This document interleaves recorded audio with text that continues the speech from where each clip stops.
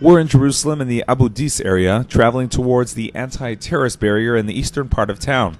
We are going to visit a house that is right next to the barrier at the Kidmat Zion neighborhood. We're accompanying Rabbi Shlomo Gottfried, a Hassidic Jew from a family that has lived in Jerusalem for many generations. Gottfried bought this house with his own money. The plot was owned by Jews, but Arab squatters invaded it over the years. You're in Kidmat Zion.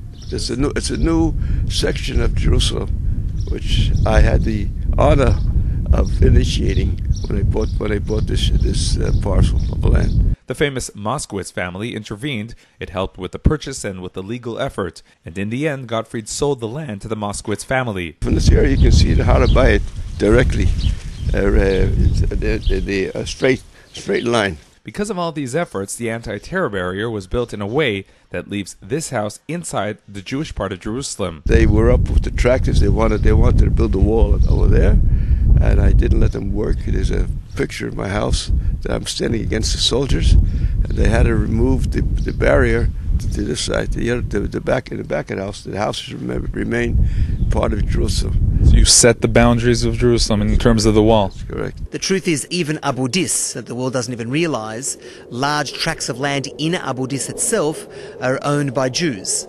70% of 598 dunams that was acquired in the 1920s is today the village of Abu Dis. In fact, a rather interesting story. The father of Reb Shimon Eider, Zichrono Livracha, bought land in the 1920s. Today, the University of Al-Quds, in case you didn't hear that, I'll say it again. The University of Al-Quds in Abu Dis is located on the property of the Eider family. And that's just one of hundreds of people that bought land. Unfortunately, it's outside the municipal borders of Jerusalem, but God willing, one day we'll see that land also. Why have a Jewish presence in this, some would say, deserted area?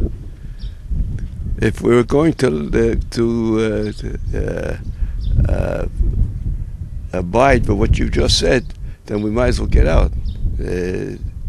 Usually, all of Jerusalem belongs, all of Eretz Yisrael belongs to Am Yisrael, and especially Yerushalayim was the heart of Am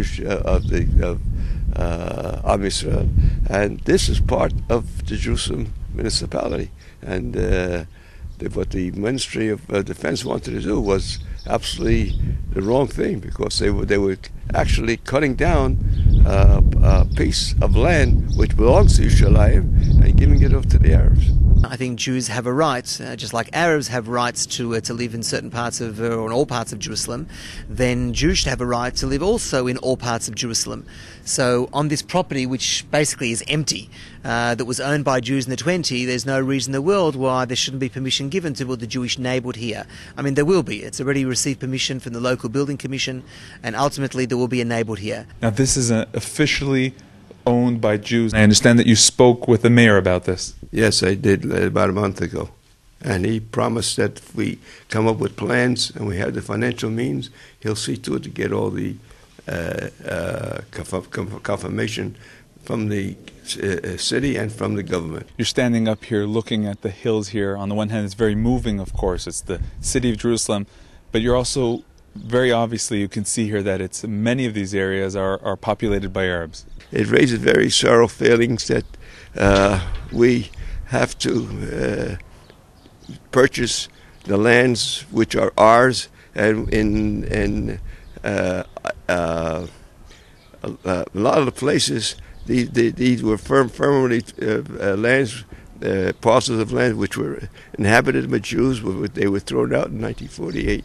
And the Arabs resettled. Rabbi Gottfried meets local residents and hears that many yeshiva students, including Haredi ones, come here for Shabbat and for prayers. He's happy to hear this. He sees no contradiction between a Haredi outlook and building the land of Israel. I live with the Haredi community, and I can vouch that 95% are positive to settlement in Eretz Yisrael and all parts of Eretz Yisrael.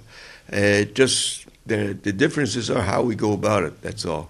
But in basic tenets, there's no difference. We now move toward a second home in the neighborhood that Gottfried's son purchased. This is a good viewpoint from which to see the effort the Palestinian Authority is putting into placing its institutions as close as possible to the heart of the Jewish nation. Reb Shlomo Gottfried is a unique character. Anyone who's even spoken to him just a few words, the combination of Chassidut, Boyan, Zionism, Yerushalayim, all wound up together.